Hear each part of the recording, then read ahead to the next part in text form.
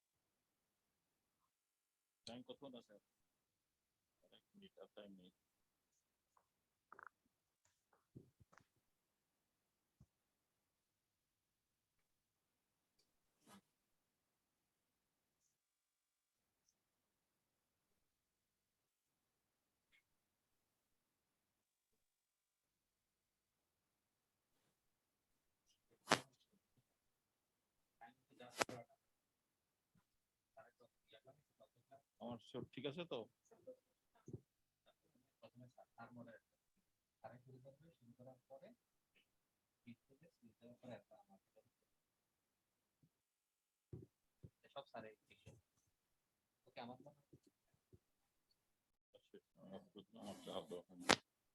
বন্ধ করে দিচ্ছি দাদা।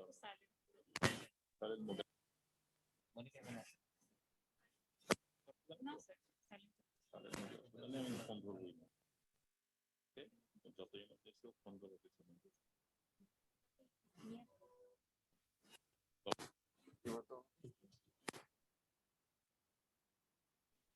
বলতে পারবো তো বেশি বেশি হ্যান্ডব্যাগ দেখতে বলবো, সেই জন্য এখানে যদি রাখতে ভালো হয়।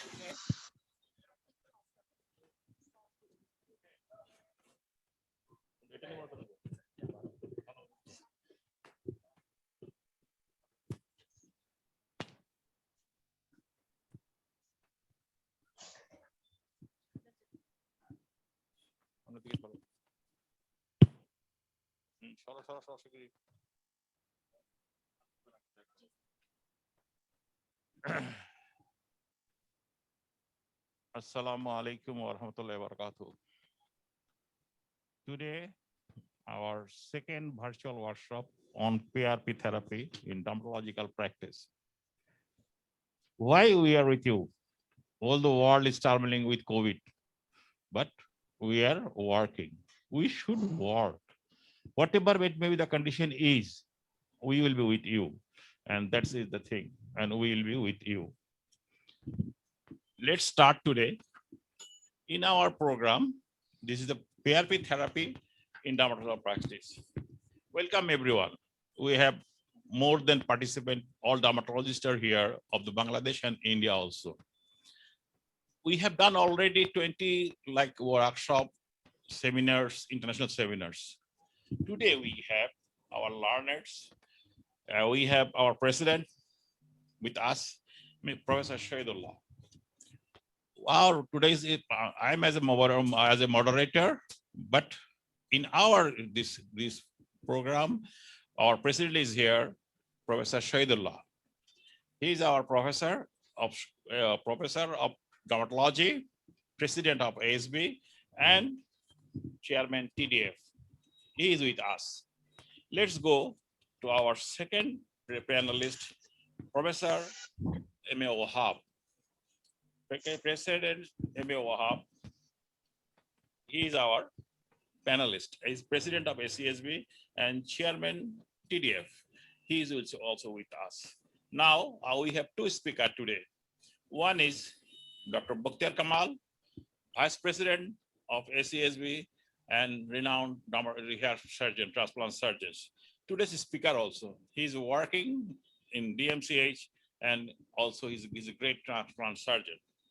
With us, another speaker is Dr. Mahbub Shaheen, senior consultant of Aurora Skin Center, secretary general of ACSB, ear transplant surgeon. Today's speaker also. Next, I will come to our others panelist, Professor Asifuzzaman. Professor Asifuzzaman. He is working in Green Life Hospital, and he is our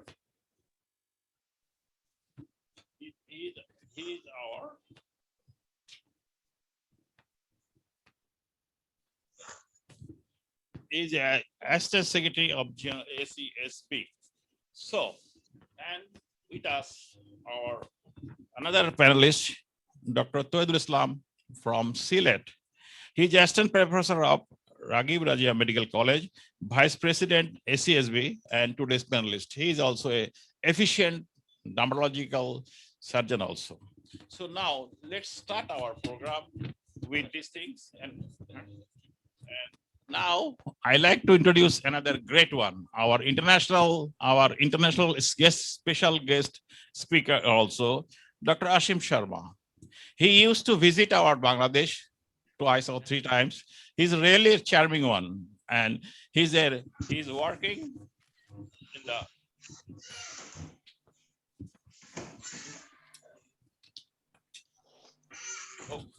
Dr. Ashim Sharma from India, Bombay.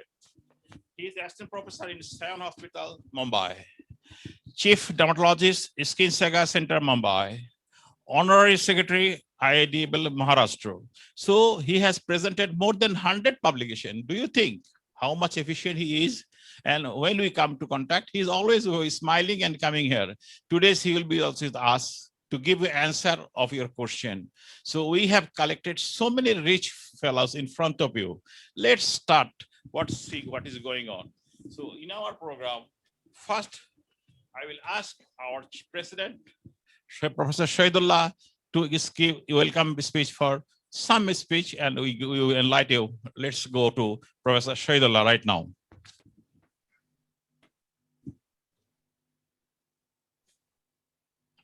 Professor Shahidullah, are you hearing me? Professor Shahidullah, please. Are you online? Professor Shahidullah has some technical difficulties. Okay, never mind. So I will go to speak something to our panelist, Professor Wahab. He will give some 2 words to you he'll discuss later on, but he'll welcome some words to you. Our Professor Wahab, Vice President, ACSB. He is with us? Never mind, we have some technical sometimes fault, but we'll be on program, we'll be on time. No problem. They can speak later on and we can introduce them also. So we have more than 70 participants today. All the dermatologists are here. They are eagerly waiting what we are going to do. So that formality will be done later on. But now I like to start our presentation on PRP in dermatological practice. Dr. Mahbub Shaheen will start his presentation. Let's go and get in and enjoy the PRP in dermatological practice by Dr. Mahbub Shaheen. Please go on.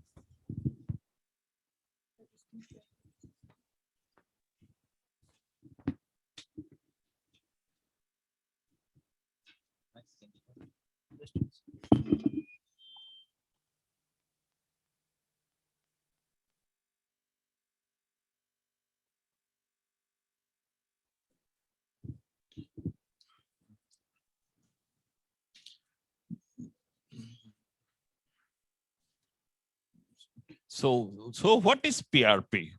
All the while, in our dermatology, we are using PRP for a long time, and also in hair therapy or other therapy also. So it's a huge Okay, let's start. There is some technical errors every time here should be due to internet, but we are with you. Don't leave us, be with us, and we'll be happy.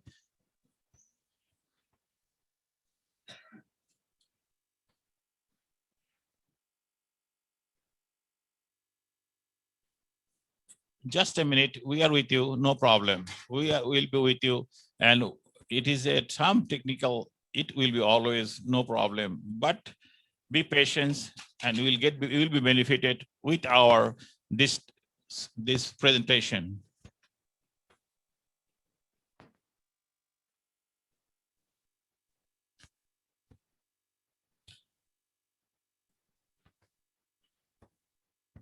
Okay, go on. Okay. Am I clear? Okay, thank you. So thank you, Professor Syed Abdul Karim sir, for your nice introduction. So I am Dr. Mahbub Shaheen. Welcome you all. Today's second virtual workshop on PRP therapy in dermatological practice, organized jointly by Association of Cutaneous Surgeons of Bangladesh and Unimed UniHealth. So I'd like to welcome you all. Today's workshop. First of all, I would like to introduce you in brief regarding the PRP therapy, and then definitely after that you will see the steps of procedures of PRP by a great hair transplant surgeon in Bangladesh, Dr. S.M. Bokhtiar Kamal. So let's start. So what is PRP? As you know, it's a platelet-rich plasma. When we call it platelet-rich plasma? When the concentration of platelet is more than 3 to 5 times above the normal value of blood, is considered as platelet-rich plasma. So all you know, the constituents of blood is 3 blood cells, RBC, WBC, and platelet, and usually 93% of cells are RBC. But in case of platelet-rich plasma, it just reverse, that actually contain 93% platelet count among all the cells. So this is actually the platelet-rich plasma, including PPP and PET cell. If you see in between two portion, that is the middle part, that is slightly reddish, is considered as the platelet-rich plasma. Above this is platelet-poor plasma. So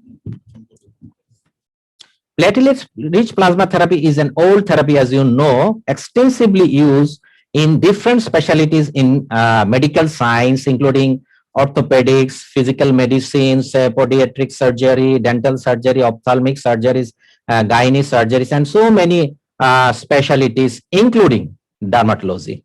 So in dermatology, PRP is simply revolutionized, and it plays a very, very important role in different treatment modalities like facial rejuvenation, wound healing, hair loss, post-traumatic scars, trias, morpheus, lipodermatosclerosis, and so many indications. So these are the contraindications actually you know, that is thrombocytopenia, hypofibrinogenemia, hemodynamic instability, sepsis, acute and chronic infections, chronic liver disease, anticoagulant therapy, etc.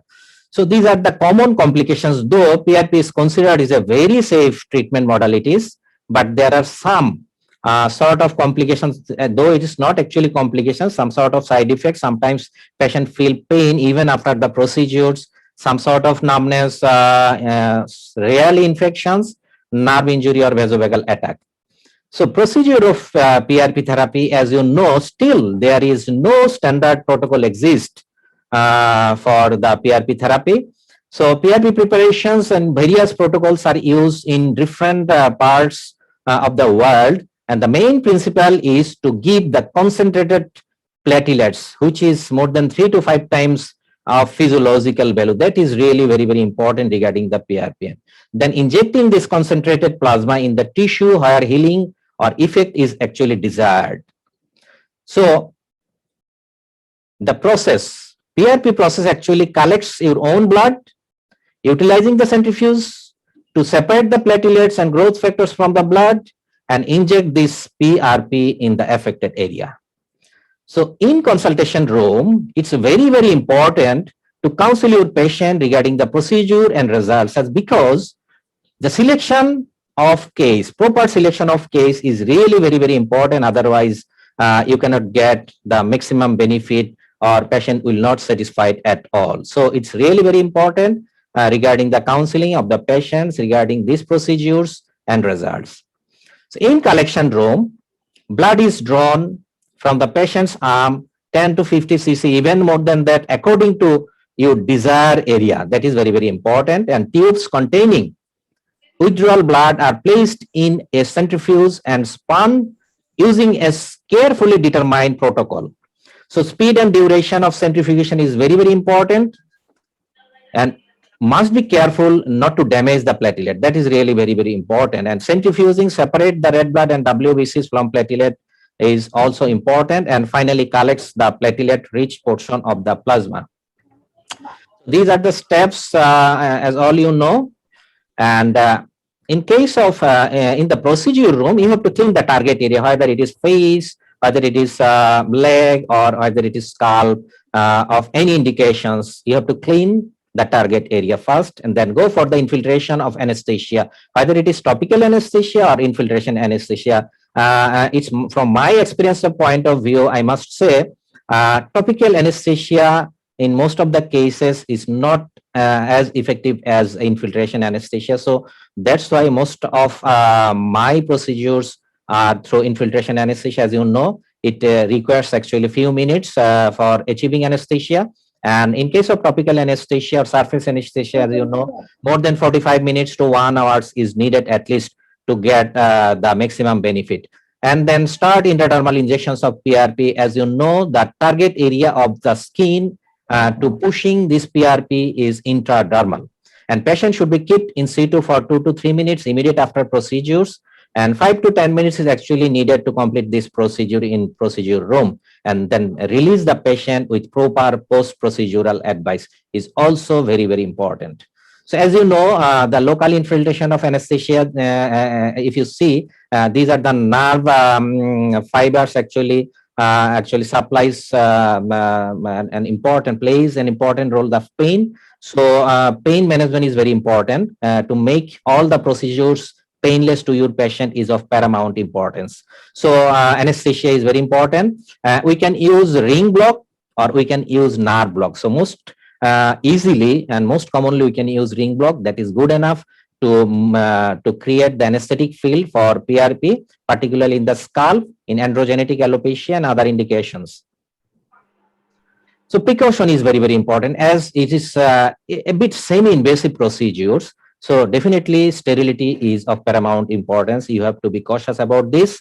So in procedure, the basic information regarding PRP is initial therapy 6 to 8 sessions, though you can consider this 4 to 6 sessions, even more, depending on different indications. And each sessions are actually, that is the interval between the 2 sessions is 2 to 4 weeks. Even sometimes, even a week interval, you can go for these PRP procedures, particularly in non-healing ulcer. So maintenance therapy is definitely very, very important. As you know, PRP therapy, you have to maintain the improvement you achieve by maintaining the treatment every 2 to 3 months in the interval, even more durations, even 4 to 6 months interval as well, depending on the indications. And total procedure time, as you know, 40 to 45 minutes to complete the procedure, from collecting blood to giving the infiltration. And this procedure is almost safe, as because this is autologous therapy. So in procedure room, it's so highly effective therapy, especially for non-healing ulcer rejuvenation and hair loss, as all of you know, and it's definitely cost-effective therapy and helps patients to escape hair transplantation if the patient go through PRP in early stage. So it's really very, very important for the patients who are actually suffering from androgenetic alopecia, and results will be visible usually after 2 to 3 sessions, and these results may be subjective, may be objective. So concentration of platelet, as you know, I have mentioned earlier, 3 to 5 times at least, comparing with the physiological value, and 10 to 50 ml of blood according to the indications, according to the target area we have to cover. And minimum preparations or precaution is needed for this for the patient. So the procedure, therapeutic success depends on all you know, the activation of platelet, that is very, very important, and platelet concentration as well as the growth factors and fibrin. So expected outcome actually depends on, as you know, in case of hair loss, particularly androgenetic alopecia, so it stops the abnormal hair loss, no doubt about this, and make the thin hairs to become thick and helps to regrow the new hair as well. So successfully in procedures, safely performing PRP procedures requires appropriate patient selection. That is really very, very important. If you cannot select appropriate patients for the PRP therapy, then definitely will be demoralized. Patient will not be satisfied. So it's really very, very important for selection, proper selection of the patients, and knowledge regarding the diagnosis, what you are treating PRP.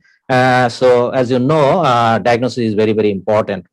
So standard treatment protocol, though there is still no standard protocol throughout the world, but at least you have to maintain the protocols which is more suggested or more supported. And risk and contraindications you have to be keep in mind, and methods of preparations and proper applications is also very important.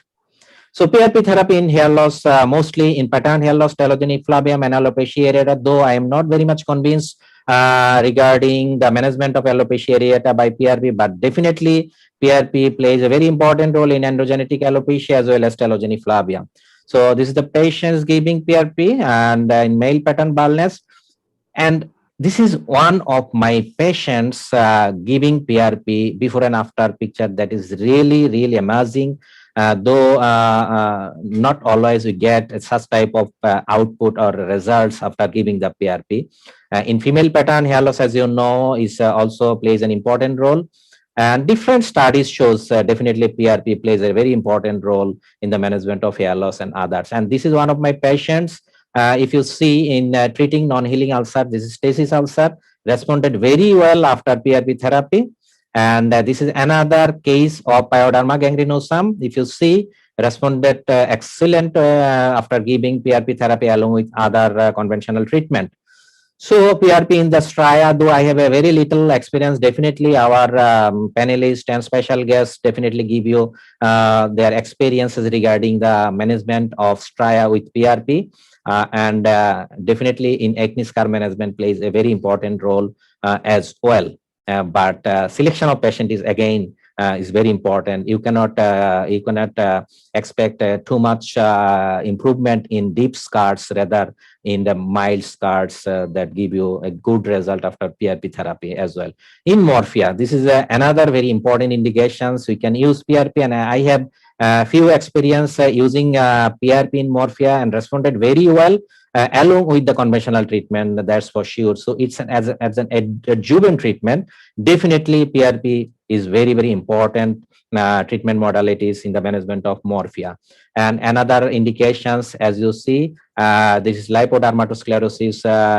One of my patients treating with this PRP for last 1 year, and definitely is continuing this treatment as because he is benefited. Feel comfort and clinical improvement, both subjective as well as objective improvements. So in lipodermatosclerosis, is a new indications we can use PRP with safely and effectively. So how PRP works, as all of you know, these are the growth factors that plays a very important role. No doubt about this, and produces new vascularization as epithelializations and helps to prevent inflammation as well. So most of the patients of hair loss are not ready for hair transplantations. As you know, more than 90% of hair loss patients are actually not ready. So worried about the hair loss. But so what are the options? Definitely PRP plays a very important role for the restoration of their hair loss. And definitely it plays an important role in other indications as well. So prognosis is generally good, and it varies from person to person. That is very important. You cannot expect the same results from all the patients. And this therapy has reported almost 50 to 80% success rate in different dermatological indications, what I have mentioned earlier. So thank you all. Thank you everybody for patient sharing. So I would like to definitely invite Dr. Boktar Kamal. He is a genius in the field of PRP as well as hair loss treatment. He will give you an excellent practical procedures of PRP therapy. So thank you again. Thank you very much for patient sharing. Thank you, everybody. Thank you. Thank you. Thank you very much, Dr. Mahbub Shaheen, for presenting so nice and briefly about PRP.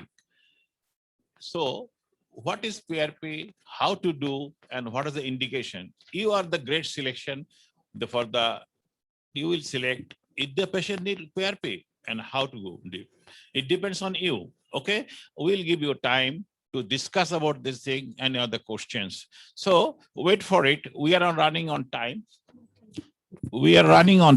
So no problem. So now we'll go to our workshop, please. We'll start our workshop. So our workshop will be presented by Dr. S.M. Boktar Kamal. Right now, he will start his workshop. Dr. Boktar Kamal is a vice president of ACSB and working in the Dhaka Medical College Hospital. Then he is a great hair surgeon. So he will start right now. So now we got the knowledge of PRP by the presentation of Dr. Mahbub Shaheen. So it is a very simple procedure, but you should know about it. So let's start. Dr. Boktar Kamal, you will start right now. Okay. It is a simple procedure. When patient coming in and going out, it takes only 45 minutes, but you should select who is indication and where it is needed. Let's start with Dr. Boktar Kamal, please. Thank you, sir, for giving me the opportunity. No problem.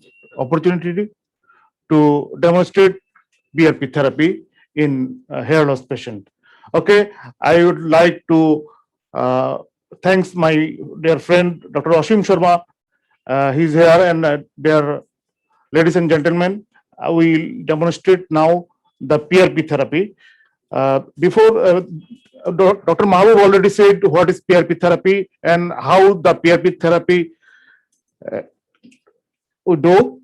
First step of PRP therapy, we need, it is basically 3 steps therapy. First, collection of the blood from the patient's arm, and then put it into the centrifuge machine, and then inject it into the desired area. First of all, we usually do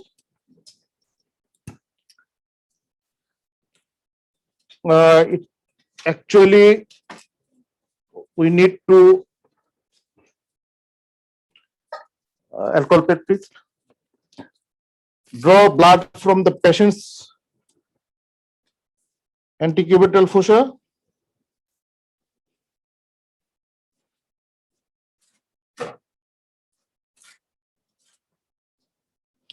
The desired amount of blood varies from 10 to 50 ml, as Dr. Mahbub already said. We, in our patient, I usually collect 20 ml, but in this demonstration, now I will collect only 10 ml of blood. You can collect blood from the antecubital fossa or the vein, and you can collect by it normal syringe or vacutainer or by butterfly needle. In my practice, I usually collect blood from this area by butterfly needle, but in this demonstration, I am collecting it like this.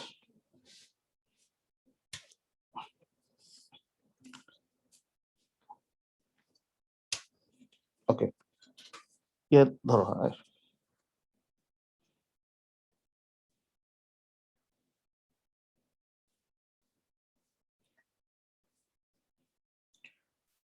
I am collecting blood from antecubital fossa. The desired amount varies from 10 to 15 ml, 50 ml. Now I am collecting around 10 ml of blood. Okay.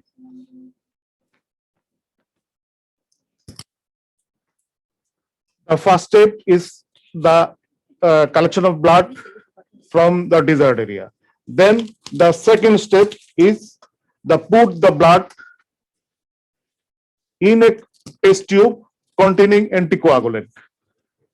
Anticoagulant, the selection of anticoagulant varies from doctor to doctor. Somebody used to use sodium citrate, somebody use ACD, somebody use heparin, somebody EDTA. There is no mandatory rule to use any definitive anticoagulant. I usually use to sodium citrate.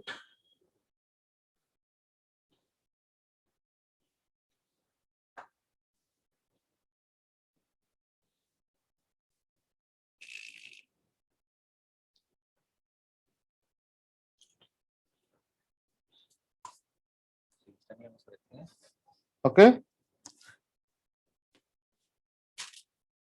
Okay.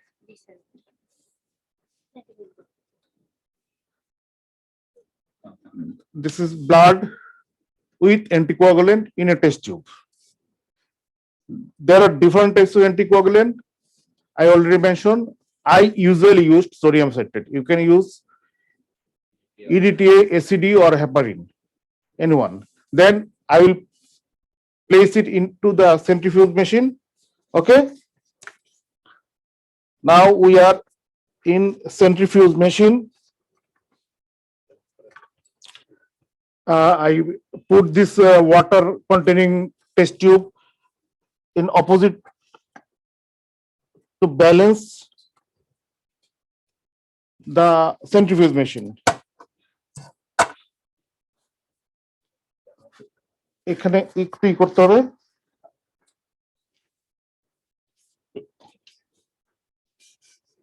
Centrifuge মেশিনে এই ধরেন, এখানে ধরেন ক্যামেরাটা।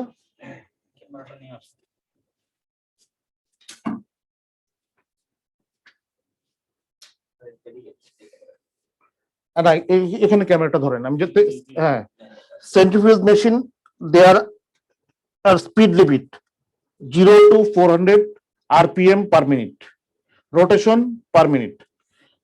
The range in this machine, and there is timer.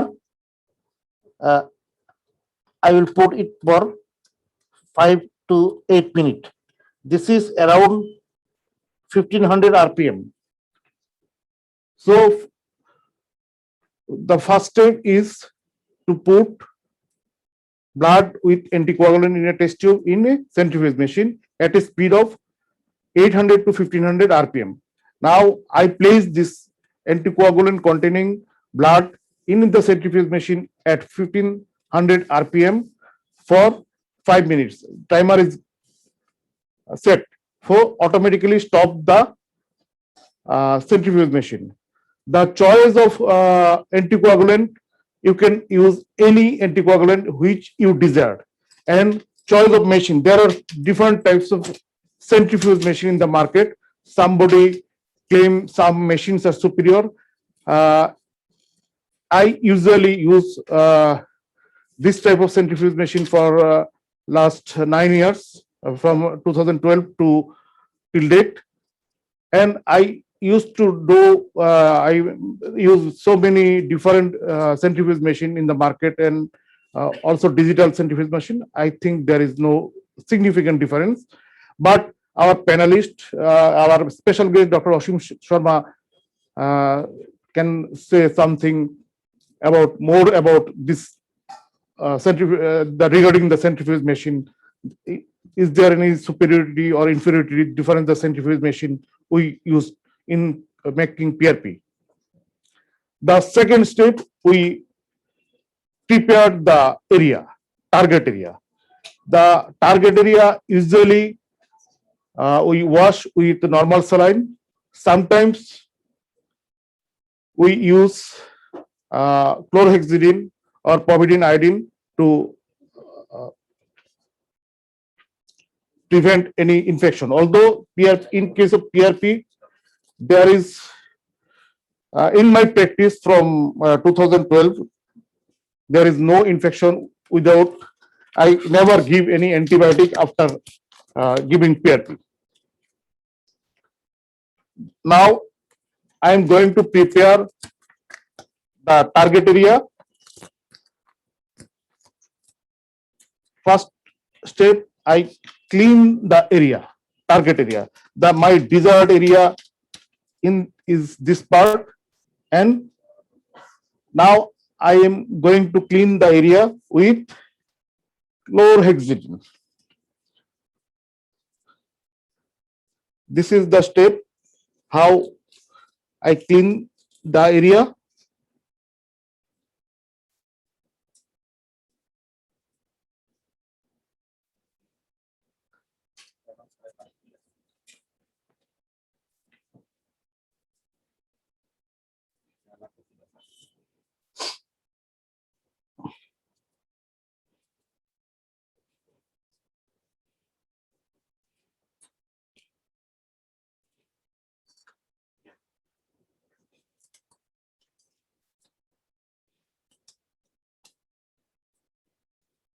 একটু উঁচু করতে হবে।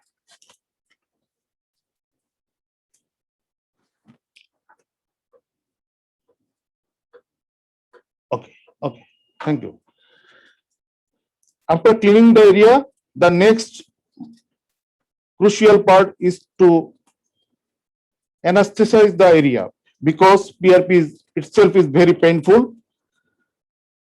So we should reduce the pain of the patient. You can reduce the pain by giving anesthetic. Somebody use topical anesthetics, somebody use infiltration anesthetics. I usually use infiltration anesthesia. I give ring block. I used to block the area by lidocaine, 2% lidocaine, because 2% lidocaine is available in our country. Sometimes I use bupivacaine, but usually I use lidocaine. Some doctor use vibrator or ice in this area to reduce the intensity of the pain. The vibrator, if you use vibrator or ice in this area, target area, there is some reduction of the pain. I usually give 2% lidocaine in a ring block pattern. Sometimes I also use nerve block, but it is very rare. Ring block, I think ring block is best. First of all, this is the insulin syringe containing 2% lidocaine without adrenaline. First of all, we inject and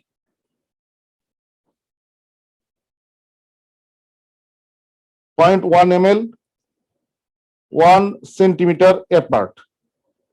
Each time I bag the plunger to give to test if there is any blood in the syringe. If there is any blood, then I will withdraw the syringe and replace another area.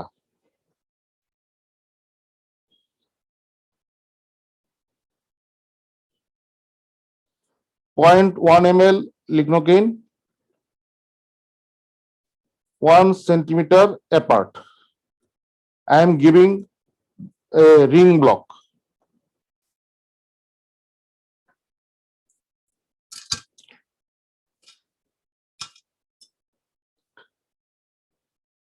Now I am giving some massage to the injection site to even distribution of the local anesthesia to the surrounding area, which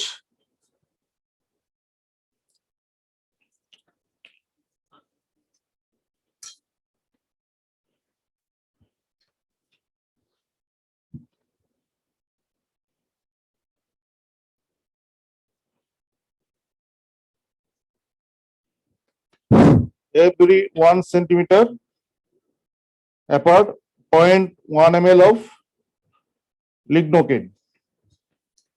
Dr. Mukhtar Kamal is Yes, on sir. procedure. You are seeing the procedure. So nicely he's doing. He's experienced hair surgeon and also do the procedures. And now we are on the procedure also. There we will give the time for discussion and question answer. So please look the procedure. It is a very simple procedure and go on and see the procedure. And Dr. Mukhtar Kamal and Dr. Bahashahid will give you the time to discuss and give the question answer.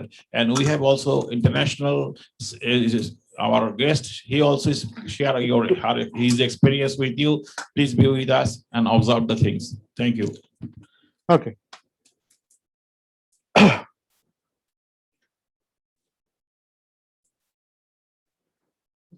এখন আমি বাংলায় কিছু বলতে চাই sir, কারণ I am not familiar with English, so I am You are welcome. You are welcome.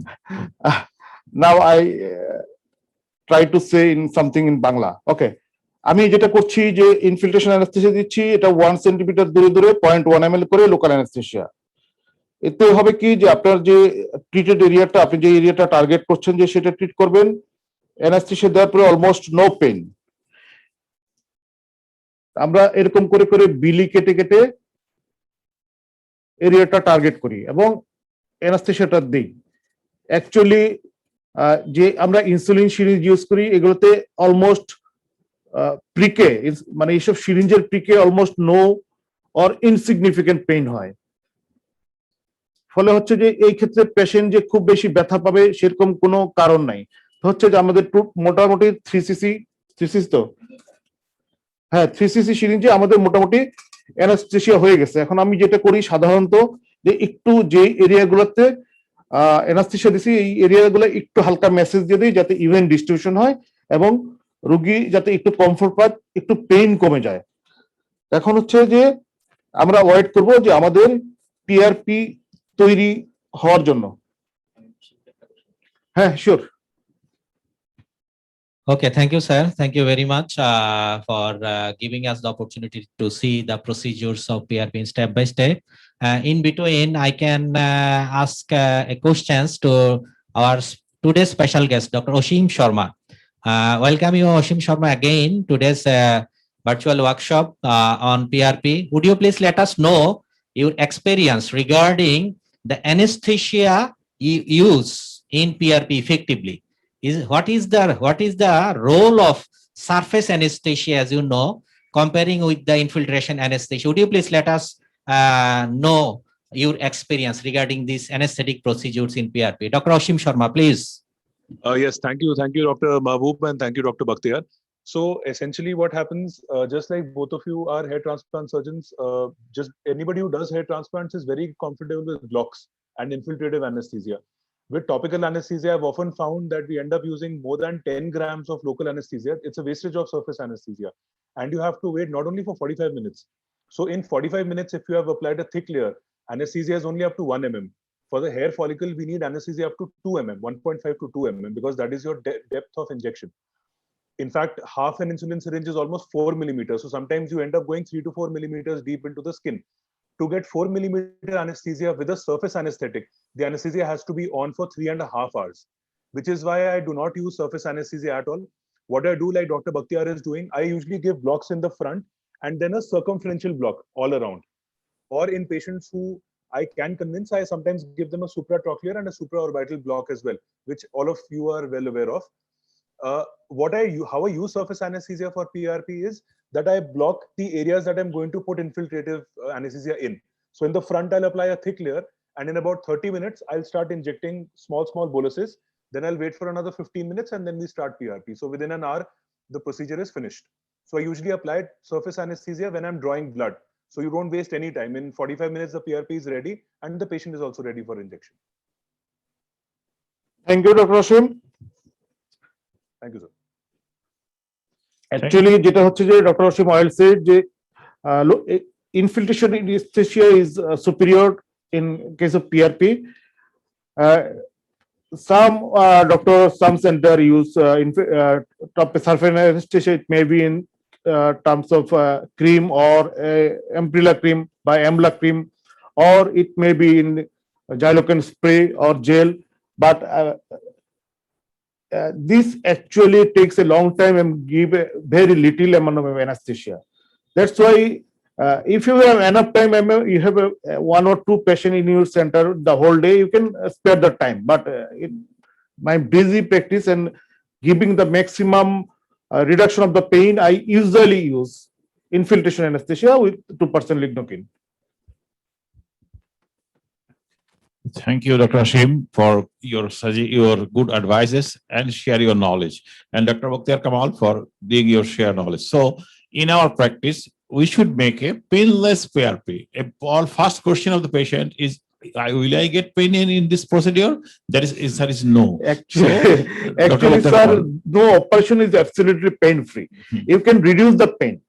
We can give patient maximum comfort with giving little pain, but it is not absolutely pain-free.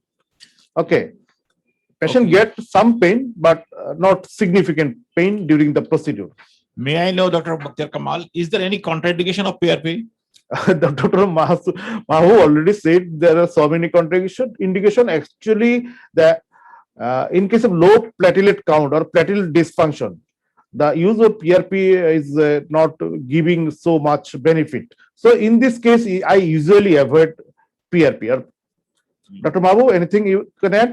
No, not actually like that, sir. PRP is so comfortable. Hmm. Very rarely contraindications we have faced, as you have Echo- mentioned. Sometimes active infections. If there is active infection on the target area, হ্যাঁ then definitely we have to avoid or avoid.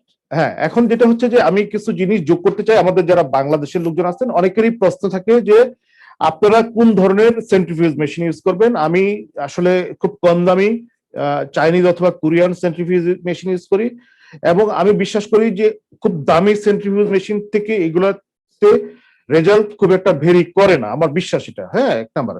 দুই নম্বর হচ্ছে আমি কোনো scientific evidence নাই। দুই নম্বর হচ্ছে যে আপনারা কোন ধরনের টেস্ট টিউব ব্যবহার করবেন। There are so many test tube in the market.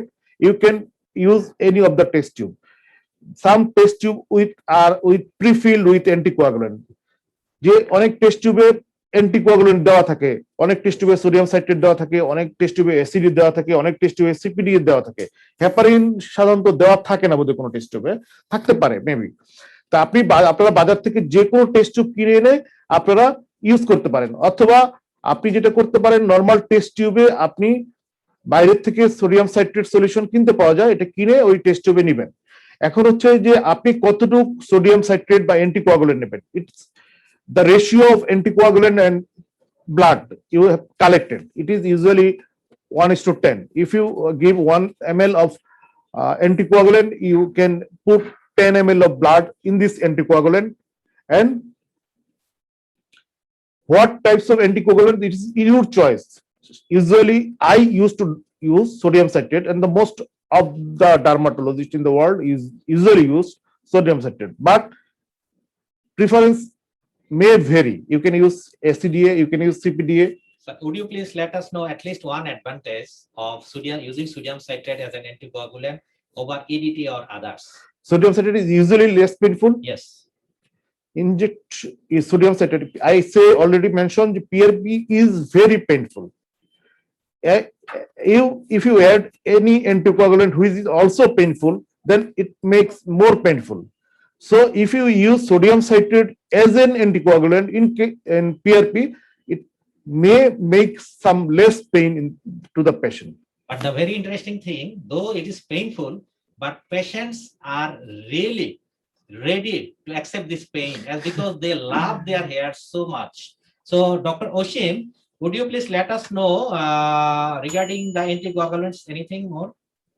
So as you rightly pointed out, see, sodium citrate is the basic anticoagulant which has been studied a lot, and acid citrate dextrose is nothing but sodium citrate plus acid plus dextrose.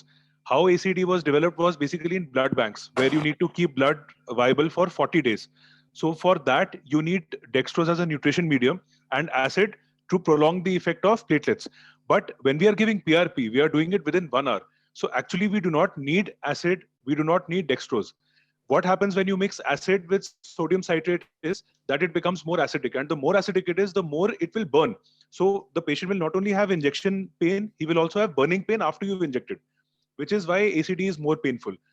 But if you look at both comparatively, ACD and sodium citrate are equivalent in terms of efficacy, in terms of platelet enhancement and recovery rate after your centrifugation. So they are both at par. Interestingly, EDTA has the highest viability, but EDTA changes the platelet morphology. So it makes platelets unviable. It basically lyses the platelets.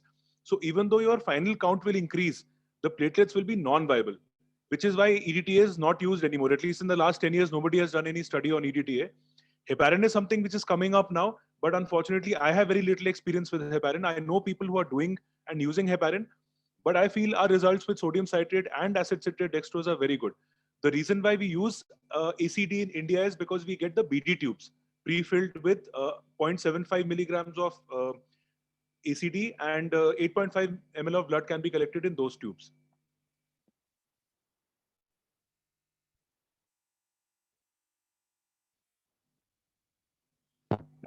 We are having some technical difficulty here.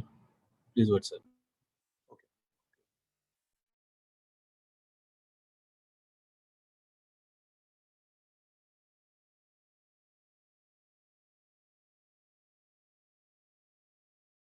No problem. So I was basically talking about why we use ACD in India, because we get pre-filled syringes with ACD, which are vacuum packed and sterilized by BD. They are called ACD-A tubes, which is why ACD is so common. But my research, my thesis, my dissertation, most of the patients that I've done, I have done using sodium citrate, which is of industrial grade prepared, because it is definitely less painful than ACD, because it is more alkaline. Thank you very much, Dr. Oshim. Actually, I always use sodium citrate. Only few cases I have done with other anticoagulant. Almost 99% or more than 99% patient we did by sodium citrate, because it is cheap, easily available, and less painful. Thank you. So we got the message for international national experts. They are using sodium citrate for this thing. Okay.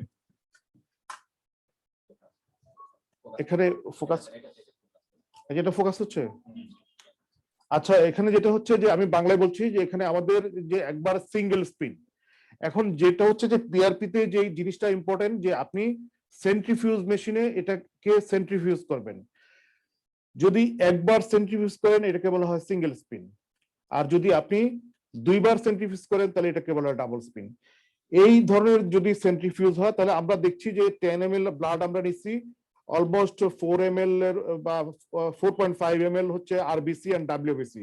উপরে হচ্ছে যে এই হলদেটে রঙের যে অংশটা দেখা যাচ্ছে এটা হলো পিপিপি, আর এই মাঝখানে হচ্ছে পিআরপি। যদি আমরা মনে করি যে পৃথিবীর বেশিরভাগ ডার্মাটোলজিস্টই আপনার হচ্ছে যে সিঙ্গেল স্পিন ইউজ করার পক্ষে, অনেকেই আবার ডাবল স্পিন ইউজ করে, কিন্তু আমি যাকে ফলো করি সে সাধারণত সিঙ্গেল স্পিন ইউজ করার পক্ষে। এখানে যেটা ডক্টর মাহবুব আগেই বলেছে যে পিআরপি তে শুধুমাত্র প্ল্যাটিলেটই গুরুত্বপূর্ণ না, এখানে যে আমাদের এখানে যে কিছু লিউকোসাইট থাকে, কিছু অনেক ধরনের প্ল্যাটিলেটে অলমোস্ট এখানে যেটা যে প্রোটিন গুলো থাকে আমাদের প্লাজমা প্রোটিন এবং ফিব্রিন থাকে, এগুলো কিন্তু আমাদের যে হিলিং প্রসেস আছে এবং রিজেনারেশন প্রসেসে এগুলোতে কাজ করে। ফলে হচ্ছে যে অনেকেরই ধারণা যে শুধুমাত্র platelet, only platelet is effective in or working in case of PRP. It is not the sole fact. The sole fact is that PRP should contain some proteins and some growth factors and fibrin. This enhance the efficacy of PRP. Okay. যেহেতু এটা হচ্ছে যে আজকে একটা live demonstration, এখানে আমি whole প্রসিডিউরটা দেখাবো। এখানে যেটা হচ্ছে যে আমাদের এই পিআরপি যে তৈরি হয়েছে এটা পুরোটাই পিআরপি না, এখানে পিপিপি উইথ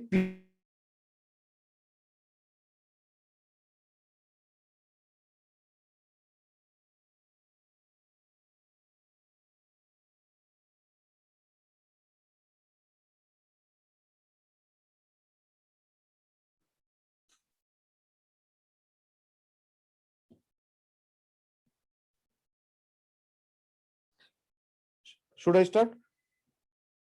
আমি কি স্টার্ট করতে পারি? ওকে, আমরা যেটা বলছিলাম যে এটা সিঙ্গেল স্পিন পিআরপি, কিন্তু হচ্ছে যে পিআরপি আইডিয়ালি সারা পৃথিবীতে বলা হয় ডাবল স্পিন পিআরপি কে। এখানে যেটা হচ্ছে ডাবল স্পিন করতে গেলে আমাদেরকে কি করতে হবে, এই যে সিঙ্গেল স্পিন পিআরপি তৈরি হয়েছে এর যেটা আমরা পিপিপি এবং পিআরপি এটাকে কালেক্ট করব, কালেক্ট করে আলাদা একটা টেস্ট টিউবে রাখবো, ওখানে কোনো অ্যান্টিকোয়াগুলেন্ট থাকবে না। ব্যাপারটা আমি আবারও বলছি যে এই পিপিপি এবং পিআরপিটা আমি পিপেট দিয়ে বা ড্রপার দিয়ে বা সিরিঞ্জ দিয়ে তুলে অন্য আরেকটা টেস্ট টিউবে রাখবো, যে টেস্ট টিউবে কোনো অ্যান্টিকোয়াগুলেন্ট দেওয়া থাকবে না। তাহলে হচ্ছে যে আমরা পিআরপি তে যে কনসার্ন গুলো আমাদের, যে আমাদের দুইটা জিনিস খুব ইম্পর্টেন্ট, যে আমরা কোন ধরনের অ্যান্টিকোয়াগুলেন্ট ইউজ করব, এটা আপনারা ক্লিয়ার হয়ে গেছেন অলরেডি। 2 নম্বর যে জিনিসটা হচ্ছে যে আমরা কোন ধরনের টেস্ট টিউব ইউজ করব। আপনারা বাজারে কমার্শিয়ালি অ্যাভেলেবেল অনেক ধরনের টেস্ট টিউব পাওয়া যায় যেগুলোতে প্রি-ফিল্ড উইথ অ্যান্টিকোয়াগুলেন্ট, আপনারা সেগুলো ইউজ করতে পারেন। অথবা আপনি নরমালি টেস্ট টিউব কিনে সেটা আপনার যদি চেম্বারে অটোক্লেভ থাকে তাহলে আপনি এটা স্টেরিলাইজ করে সেখানে সোডিয়াম সাইট্রেট বা অন্য কোনো অ্যান্টিকোয়াগুলেন্ট অ্যাড করে সেটা ইউজ করতে পারেন। তাহলে টেস্ট টিউবের ব্যাপারে কনফিউশন আমার মনে হয় আর কারো থাকবে না। এবং সেন্ট্রিফিউজ মেশিন, আপনি যে কোনো ধরনের সেন্ট্রিফিউজ মেশিন বাজারে যেগুলো অ্যাভেলেবল সবগুলো ইউজ করতে পারেন। তাহলে 3টা ব্যাপার আমরা ক্লিয়ার। একটা হচ্ছে যে আমাদের অ্যান্টিকোয়াগুলেন্ট আমরা কোনটা ইউজ করব, আমরা সাধারণত সোডিয়াম সাইট্রেট ইউজ করি, আপনি যে কোনো অ্যান্টিকোয়াগুলেন্ট ইউজ করতে পারবেন। We usually use sodium citrate but you can use any type of anticoagulant. Number 2, you can use test tube with, দেখাবো, হ্যাঁ, we usually use test tube and put anticoagulant in this test tube, but you can use the test tube containing pre-filled anticoagulant. Okay, then types of centrifuge machine. I usually use low cost Korean or Chinese made centrifuge machine. You can use higher costly and there are so many type of centrifuge machine. You can use any type of centrifuge machine. So we are clear about the 3 things regarding test tube, regarding anticoagulant, regarding centrifuge machine, and another thing also, centrifugation, single centrifuge or double centrifuge. Now we are going to double centrifuge. Before that, I have a question Yes. to Dr. Oshim. What is your opinion regarding single spin versus double spin in the using PRP in different dermatological indications? Is there any difference of getting efficacy of PRP considering single or double spin? Dr. Oshim, please. So definitely what happens whenever we are using a single spin, no matter what kits we are using, and I'm talking of international kits, you get the Regen D kit, you get Megalon kit, few of these kits are single spin kits. As long as we are, and even the gel separator tubes that you get in which there is a gel mesh or foam in between, if you are spinning it once, you will only get 2 to 3 times the platelet value from the baseline. Like you yourself mentioned, if an average patient has 2.5 lakh per microliter of platelets, maximum concentration you will get is 5 to 6 lakhs. Whereas to call something as PRP, it should be at least 4 times, which is at least 10 lakhs. So I'm not saying single spin should not be done. In busy practices, even in our clinic, sometimes we use gel tubes because we want to finish PRP in 30 minutes. Or for example, when we're doing it on the face, or when I'm doing it in STRI, or in wound healing. In these situations, we do use single spin. But if you want to go by the book and get maximum yield, 2 spins have to be done. So the golden rule is 1 spin is 2 to 3x from baseline, 2 spins is 4 to 5x from baseline. So with double spin, you can actually get about 12 to 13 lakhs of platelet concentration, which is a very good concentration for, at least for alopecias. Thank you, Dr. Oshim. You said rightly. Actually, the international standard protocol should be must be double spin. In BG practice, we can use in with single spin. There may be some debate, but if you follow the international protocol, you have to do a double spin. Okay, carry on, Mahbub. I have a question to Professor Asifuzzaman. Asifuzzaman, can you hear me? Professor Asifuzzaman.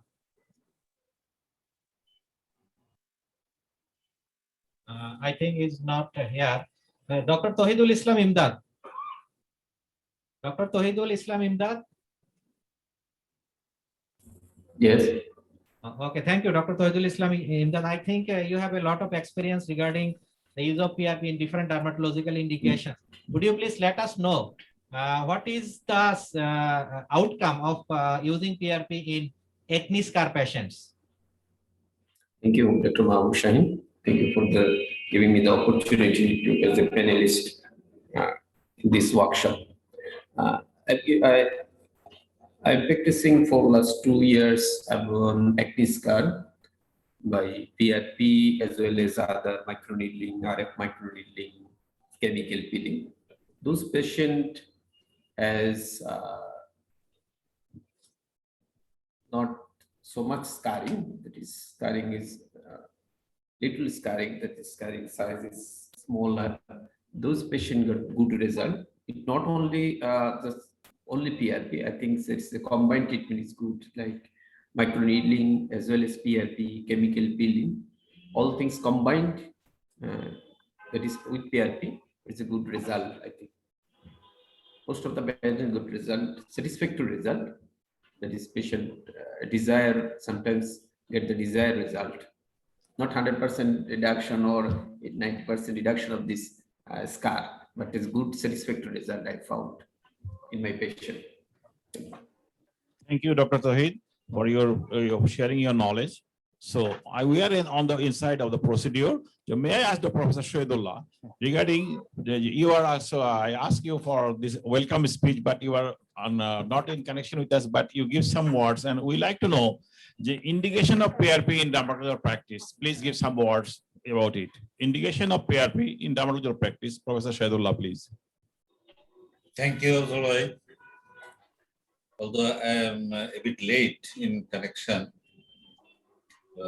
I have witnessed the procedure done by Bhakhtiar Kamal. Very nicely, he has presented his procedure, although there is still forward. Indications, actually, we know from the papers that a lot of indications are there. But what do we do practically?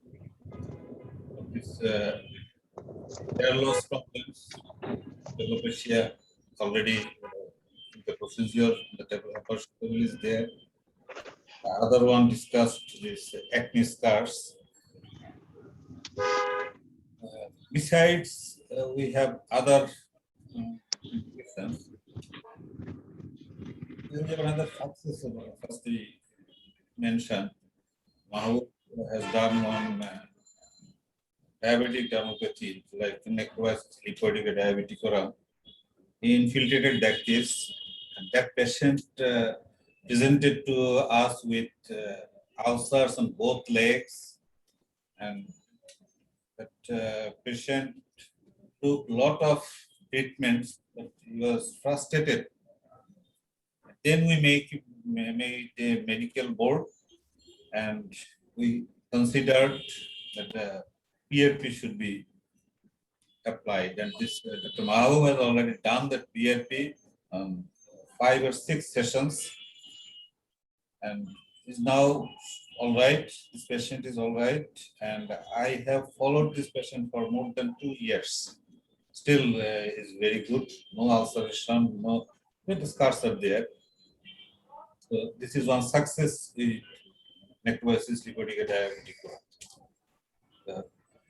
Similarly, other conditions we use PRP.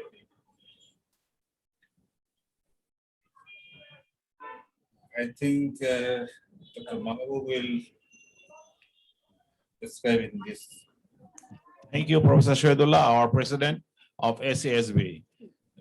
So now I'd like to ask to Professor Wahab.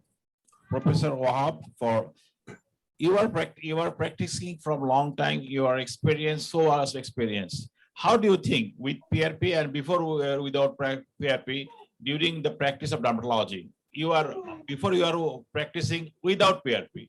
Now, in addition to PRP, what benefit you are getting, please? Professor Wahab. Professor Wahab. Okay, fine. He is the sir is here, Professor Wahab.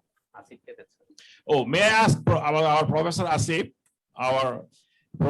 he's Assistant Secretary of SCSB. Please, Asif, you share your experience in case of acne scar, how PRP give you the benefits, PRP acne scar. Assalamu alaikum, sir. Thank you very much for giving this space and opportunity to speak on such a nice occasion amongst such dignified, respected, and knowledgeable persons whom I admire a lot, and alongside my professors and my teachers. I first would like to thank Professor Afzal Karim sir for hosting such a nice show. I'd like to thank Dr. Mahbub Shahin and Dr. Bakhtiar Kamal for demonstrating, deliberating difficult but very useful procedures like PRP so nicely and in such a vivid manner so that it was understandable to everyone. Okay, now regarding the use of PRP in dermatological practice and my experience, I have the experience of giving PRP on various dermatological issues like hair fall, acne scar, as you have mentioned. I have done PRP on facial rejuvenation, which we call that vampire non-surgical facelift. I have done PRP on infraorbital hyperpigmentation, on NCUD Sebri or linear morphia. I have done PRP on wound healing as well. So there are so many other areas where PRP can be done. Regarding acne scar, only yesterday I had one patient on whom I did this PRP on acne scar. We have been dealing with this acne scar for quite a long time. We have done so many treatment options. At first, we started with micro dermabrasion, then we went to derma pen and micro needling. Derma roller arrived. We started to do RF micro needling, that is radio frequency, carbon dioxide fractional laser. Sometimes we do RBM YAG as well. Then we started combining PRP with derma roller. My experience, if you ask me, I would say that amongst all these options, in my experience, PRP, if combined with derma roller on acne scar, gives so far better result than any other existing procedures. And there are certain reasons behind this. And I have seen that the box scar, even rolled scar, scars that are very old and very deep, not responding to carbon dioxide fractional laser, are responding well to some extent much better when we are doing PRP with derma roller. And here what happens that when we are putting or injecting PRP in the dermis underneath the scar, PRP, you know, has so many growth factors. So it causes neovascularization, collagen synthesis. So there is a connective tissue remodeling. And on top of it, when we are doing the resurfacing with a derma roller, 2 mm deep derma roller, it also inducing the angiogenesis neovascularization. So when we are combining this procedure, and this is done at 4 to 6 weeks apart, and few sessions are done, and I have seen that the scars are getting alleviated to a large extent. Only last month, I finished doing these procedures on a patient.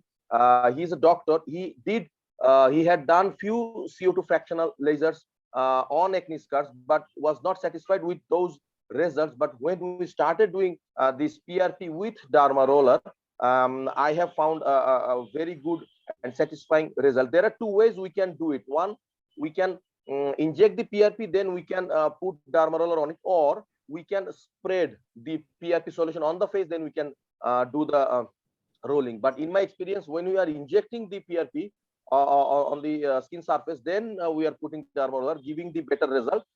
Simple local anesthesia is required and no downtime. I have not seen any complication other than a bit of erythema and swelling, a bit of tenderness, but which goes away in a day or two. And it gives a plump look to the face. And more importantly, people coming for treatment of acne scar also leave the clinic with a rejuvenated, tightened up face, and it gets that face, that elevation. Sometimes the dullness is gone, and the patient feels that their skin is rejuvenated and glowing a bit with this treatment option. Thank you, sir. Thank you, Dr. Asif, Professor Asif, for these things. And it is a message to you all. We can use as adjuvant therapy PRP with other, then you get a good, fantastic result. And your experience is welcome. Now, I like to ask Dr. Hashim, please, you share with us. We can use PRP in hair fall extra excess than which is indication others you are doing in non-healing ulcer or any other skin practice you are doing this PRP therapy? Please share your experience. So apart from androgenetic alopecia or alopecias otherwise, I have not used it too much in alopecia areata. I don't find there are 3 randomized control trials. We try to follow the same thing and do PRP for alopecia areata, but I didn't find very good results. Telogen effluvium, we don't know whether supplements are working or PRP is working, but we do a lot of PRP in chronic telogen effluvium especially. Then in scarring alopecia, it has a very, very good role because even when you're planning a patient for hair transplantation, once the activity is controlled, it does revascularize the bed. So the bed becomes more vascular and it will take up the grafts better. So these are areas apart from androgenetic alopecia where I use it. If you remove alopecias, then I use it for stretch marks. I normally use it either with a derma roller or with fractional CO2, not on its own. Similarly, for acne scars, I will alternate it with the fractional CO2 session, or I will do it with microneedling plus PRP. And in wound healing, I'm not using PRP. I use PRF because it has a better role because the growth factor concentration is higher in PRF because of the fibrin matrix, and the growth factors last for a longer time. So these are areas, maybe acne scars, stretch marks, non-healing wounds, even post-surgical cases where I find that patients have a keloidal tendency or a non-healing tendency, patients who are diabetics. I do give a few doses of PRP, maybe 2 weeks after surgery for better healing. So these are areas where I'm using PRP. Thank you. Regarding spinning, the first spin is called soft spin. I usually used to do it 5 minutes and 1500 RPM. And second is first spin, I usually use 10 minutes and 3000 RPM. Which is your suggestion? First spinning or soft spinning, 5 minutes in 1500 RPM. And second spin, which is first spin, usually I use 10 minutes at 3000 RPM. Which is your suggestion? So I do the same thing. My first spin is a soft spin. Usually what I do in first spin is about 1200 for 8 minutes. And second spin, I do 2000 or 2200 for 10 minutes. Okay, thank you. That has to be calibrated on every centrifuge, like you know. Thank you, thank you. Now I like to thank you very much. Ladies and gentlemen, আমরা যেটা করছি যে আমরা যে blood কালেকশনের পরে প্রথমবার যে আমরা সেন্ট্রিফিউজ মেশিন দিলাম উইথ অ্যান্টিকোয়াগুলেন্ট, এখানে আমরা করেছি কি যে আমাদের যে সেন্ট্রিফিউজ মেশিন আছে এখানে আমরা 5 মিনিট রেখেছি এবং সেন্ট্রিফিউজ মেশিনের যে ঘূর্ণন ক্যাপাসিটি রোটেশন পার মিনিট সেটা আমরা 1500 রেখেছি। তারপর এই যে প্লাজমাটা কালেক্ট করে আবার যখন সেন্ট্রিফিউজ মেশিনে দিলাম এটাকে ফার্স্ট স্পিন বলা হয় বা খুব র্যাপিড স্পিন বা সেকেন্ড স্পিন। এখানে আমরা করেছি কি জাস্ট ডাবল করে দিয়েছি। আমরা যেটা করি যে প্রথমবার 5 মিনিট রেখেছি এবং 1500 আরপিএম, এখানে আমরা রেখেছি 10 মিনিট এবং 3000 মানে 3000 আরপিএম। ডক্টর অসীম আমাদের সাথে একমত এবং most of the literature, international literature এটাই বলে। আশা করি আপনাদের এই ব্যাপারে কোনো কনফিউশন নেই। ধন্যবাদ সবাইকে। May I ask to Dr. Shaheen, regarding the procedure, you just summarize very simply. Number one, how you, after taking the blood, which coagulant to be used, how to centrifuge, how many times we agreed, and the intervals of PRP will be for a patient of hair fall. Please, Dr. Mahbub Shaheen, share your experience. Okay, thank you, sir. Especially as you all know, that time interval between these two PRP in case of androgenetic alopecia, I personally follows every 4 weeks interval, especially in androgenetic alopecia. And initially, I have followed at least 6 sessions once in a month, and then I have to advise my patients to maintain or continue these sessions of PRP in every 2 to 3 months interval, and sometimes it may be 4 to 6 months, that is 2 to 3 times in a year. So as you know, PRP needs maintenance treatment to retain the results you achieve after initial therapy. So maintenance treatment is definitely very, very important, I must say. No doubt about this. Okay, thank you, Dr. Mahbub. Ladies and gentlemen, we are in our live demonstration now. After second spinning, this is the condition. around 6 ml plasma. We usually do lower third we collect and lower half we collect and upper half we discard, because upper half is PPP. This is platelet poor plasma, and lower half is usually PRP. This is platelet rich plasma. If it depends on how much you collect, blood you collect, and your targeted area. Our targeted area is small. We required only 3 ml to cover this area.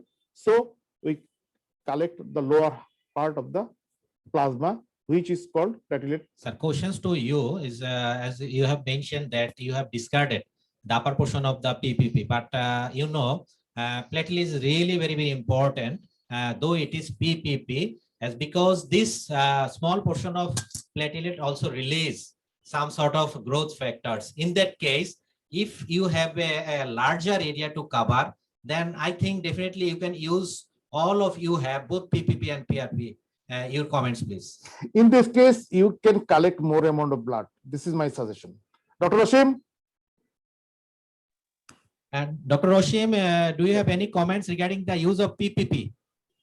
So PPP, usually what I do is when we are initially calibrating a centrifuge, if I find that the PPP is turbid, see, you have to check the PPP, you have to check it against light and see if it is turbid or if it is clear. If it is clear, there are almost less than 1% growth factor, so I discard it. But if I find that it is a little turbid, maybe my centrifuging has not been absolutely correct. Maybe the centrifuge is old. In that case, I load that in a 1 ml syringe. While doing microneedling, I just spray it on top along with that, just not to waste any growth factors. But ideally, even the PPP, if it is turbid, you should inject it by using a 1 ml syringe. But I found that then you are giving about 100 to 120 injections. So patients don't like it too much. So I think we can take a call based on different patients. If you feel that it is turbid, you can just do microneedling and massage it on top after that. I think that would be a good way to do it. One more questions to Oshim. What will happen if this PRP contains more RBCs? If PRP contains more RBCs, RBCs when they break down, when they get hydrolyzed, they produce potassium, and potassium burns a lot. So anytime where your PRP is too red, it should be orange colored. Amber orange is the international guideline for PRP. But if it becomes red, then the PRP is going to be very, very painful. Even 1 minute after you have given the injection, you will move to the next site. The patient will still complain of burning at that site. So it becomes this thing. Having said that, a little bit of RBC is needed. Any effect on the efficacy of PRP? Any effect? Plenty of RBC have any effect on the efficacy of PRP? See, as such, the efficacy is not defined. Even if you have too many RBCs in that, the efficacy does not go down as long as you have platelets. But what happens when you have RBCs? You also have leukocytes. So when this becomes a highly inflammatory PRP. Okay. In cases of androgenetic alopecia, we are not looking for that action. Actually, thank you, Dr. Oshim. Actually, the too large amount of RBC is not desired. Actually, we up to 6% RBC is desired. Not more than 6% is desired in case of PRP. So we are going in live session. We are now introducing injecting the PRP on the target area. Ladies and gentlemen, I am showing the injection of PRP. It is not visible in camera. Okay, now fine. I usually inject the same manner. I give local anesthesia. I inject 0.1 ml of PRP at 1 centimeter interval. Okay. I think you can see my clearly. Okay. Sir, may I ask a question? Sure, sir. As you mentioned that like injecting anesthetics. Yes. Before pushing, you just retract. In case of PRP, why? No, it is not necessary in PRP because it is my practice. I usually practice.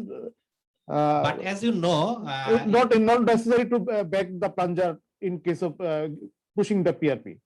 But one thing I can share, very rarely though, there is a dangerous complications. Even in pushing PRP, there is a chance of blindness.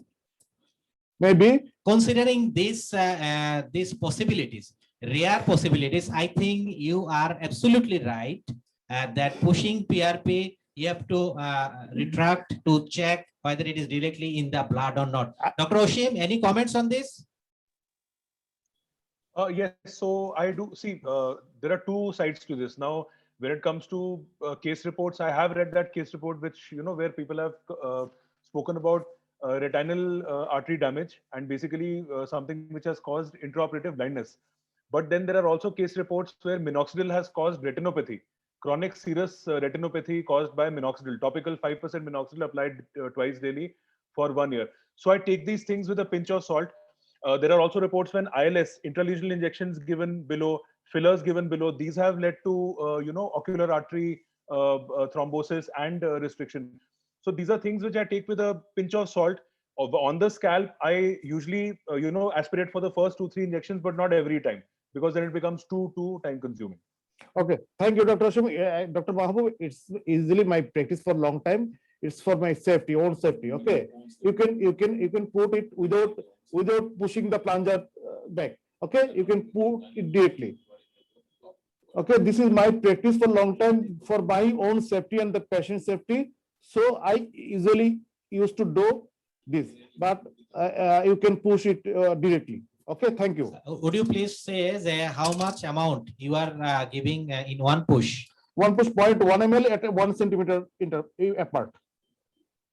This is 1.1 ml at 1 centimeter. You can give it. This is the ideal. You can put more or less, but this is the ideal. This is the recommendation.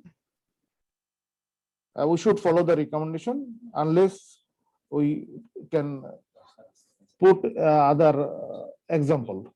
Dr. Hashim, anything? No, you are correct. 0.05 to 0.1 ml per centimeter square. Okay, I usually practice 0.1 ml at 0.1 centimeter interval for the last 9 years. Yes. After getting training on PRP by Association of Cutaneous Surgeons of India in All India Institute of Medical Science in 2012. Okay. We are about to end our process. So I like to ask Professor M.A. Wahab, Vice President of ACSB, Professor of BSMMU, and Chairman of TDF. Professor Wahab, please, will you share your experience before coming this PRP in dermatology practice, how you feel and after coming PRP, and how benefit you are getting with your patients, please. Professor Wahab.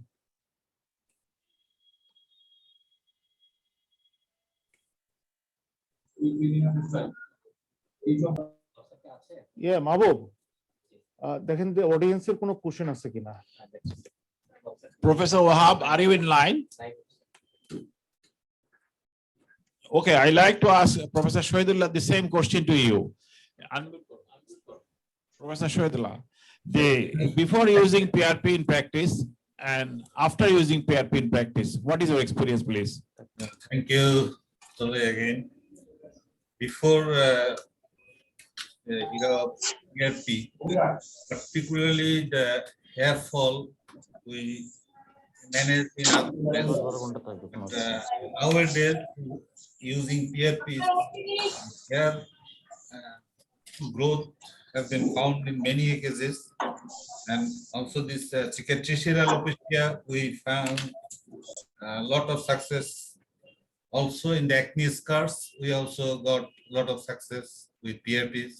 So these are the benefits of this new procedure in our daily practice.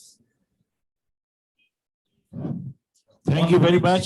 Dr. Maushain, one question from the audience. Abdul Bhai, at the same time, I want to ask a question to Dr. Shaheen and also Dr. Hashim Sharma. If we don't discard the upper portion of the second spin of the plasma, which is PPP, as Bakhtiar Kamal mentioned in his first speech, that he will discard this. If we don't discard this, if we use at all, to get the benefit of the growth factor or the small platelets, then what is the benefit of the second spin? We can spin for the first time and we can get the whole of the plasma, both the PPP and PRP. Then we can infiltrate those. What is the use of second spin? Okay, thank you, sir. First of all, I would like to share my experience from last 7 years doing PRP, particularly in androgenetic alopecia.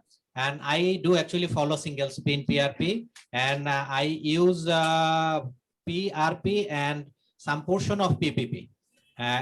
Considering the area I have to cover, as you know, if I treat a condition of non-healing ulcer by PRP, if the ulcer area is large and need more amount of PRP, then definitely I have to use PRP along with these PPP portions, and found a very good result. As because it is very important points to keep in mind that the only number of platelets is not very important.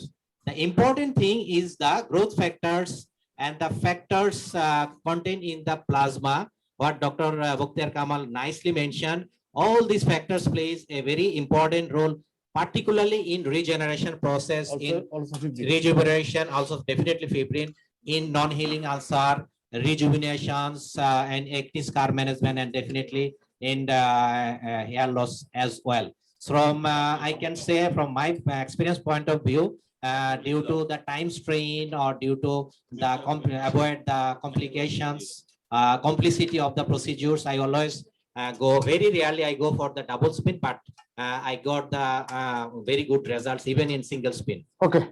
Okay. So in that case, I want to add more. In that case, what you are doing and what the Kamal is doing, they are using the plasma after single spin. But international recommendation is a double spin. So this is the Bokhtiyar's recommendation of single spin. Can we mention like this? No, sir. Actually, it's my experience. I have to share with you, all of you, for last 7 years. So it's my experience I can share, and definitely Dr. Bokhtiyar Kamal have also comments on this. Okay, thank you. Thank you, sir. Actually, we follow somebody as my mentor or teacher or somebody else. Actually, I follow Dr. Murugu. Actually, I follow one of them, Dr. Ralph Rev. They are sometimes recommended the single spin, but this is not ideal. But I believe that single spin, if we give single spin, we can use more factors in the plasma, maybe more RBC, more WBC and more fibrin. So I never try to discard the So if the area is limited, small areas, we can discard the upper half. Then you can use the.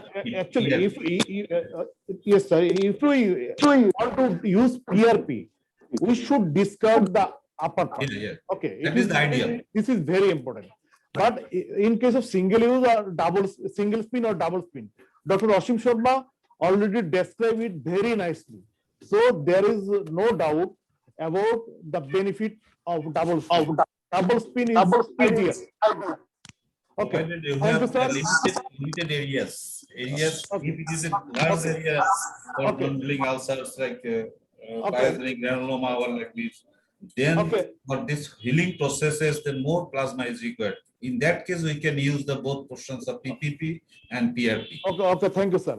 তো এখন যেটা হচ্ছে যে ladies and gentleman, এখানে আমি একটা step ভুলে গেছিলাম, যেটা বলা উচিত আমি বলে দিচ্ছি, যে রিগার্ডিং অ্যাক্টিভেশন, যে পিআরপি অনেকে বলা হয় যে পিআরপি অ্যাক্টিভেটেড পিআরপি তারা দেয়, অন্যরা অ্যাক্টিভেটেড পিআরপি দেয় না। পিআরপি অনেক ভাবে অ্যাক্টিভেট করা যায়। পিআরপি কিভাবে অ্যাক্টিভেট হয়?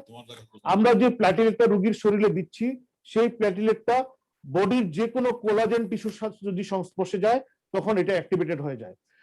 আমরা যখন ইনজেক্ট করি, আমরা ইনজেক্ট করি কোথায়? আমরা হচ্ছে ডার্মিসে, dermis rich in collagen.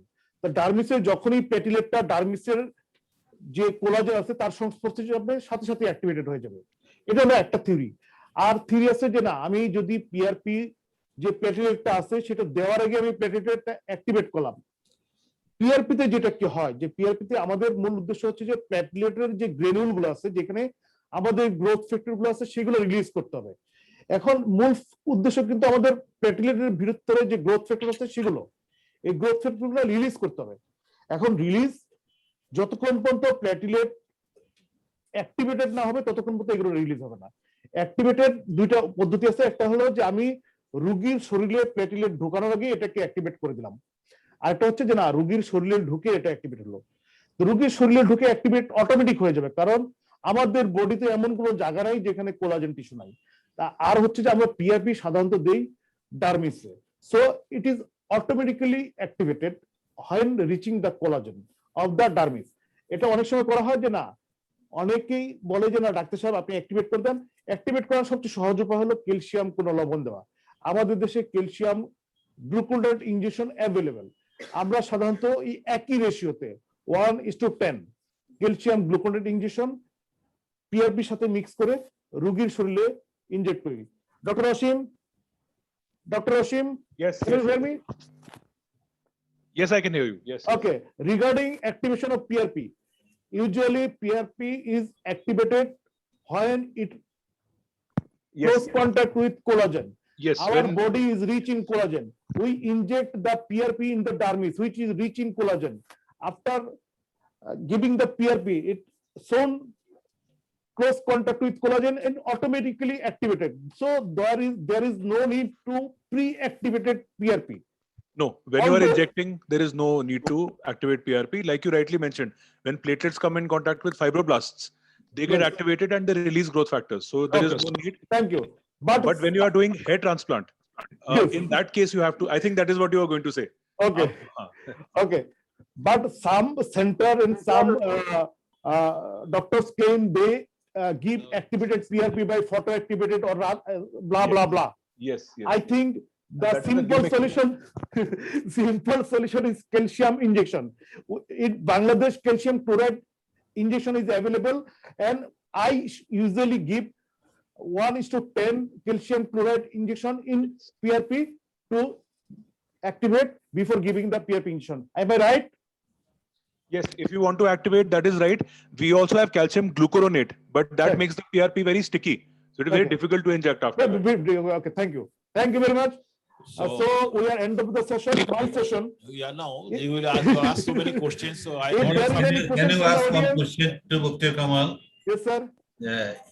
Can you use PRP with derma roller?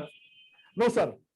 Actually, I tried for few patients, but next TRICON, Dr. Ashim demonstrated a very interesting topic, the delivering of PRP with derma roller or microneedling. Okay. It was actually not so much effective.